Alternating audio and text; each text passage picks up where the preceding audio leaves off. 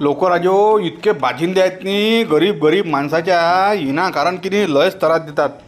तर आपला बोरळघाट नाही का हो, मल्हाराच्या पुढे गेली की राजेश साकोमी याच्या वावरातले म्हटलं संत्र्याचे लावलेले जवळपास 150 झाडं 7-8 महिन्याचे. अरे दरातीनं कापले ना बाबा.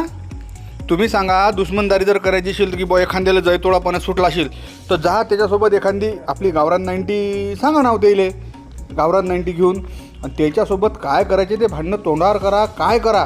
पण या मुक्या पिकासोबत राजू हबा पुरे दरातीनं कापून टाकले हो.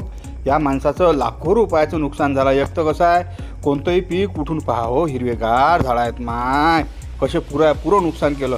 हे दुश्मनदारी झाली आहे. बोरळघाट आपल्या पापळकर बाबाचा आश्रम नाही काय, त्या आश्रमाच्या कोपऱ्यावरच असणाऱ्या एका राजेश साकोम याच्या वावरातले जवळपास 150च्या वर संत्र्याचे झाडं अरे तोडून टाकले. यात या माणसाचं लाखो रुपयाचं नुकसान झालं, ही गोष्ट वेगळी, पण त्याच्यापेक्षा मन किती दुखलं असेल. असा बाजिंदेपणा करणाऱ्या माणसावर नक्की कारवाई व्हायला पाहिजे. तर आता पोलीस स्टेशनला दिली आहे मग तक्रार. आता साहेब याचा कसा शोध लावतात, काय लावतात काय माहीत, पण बरोबर नाही ना राजू अशी दुश्मनदारी काढणं मुक्या पिकावर. त्यातही कास्तकारात जीवन म्हटलं की नाही निरा तळ्या हाताच्या फळासारखं असते बा.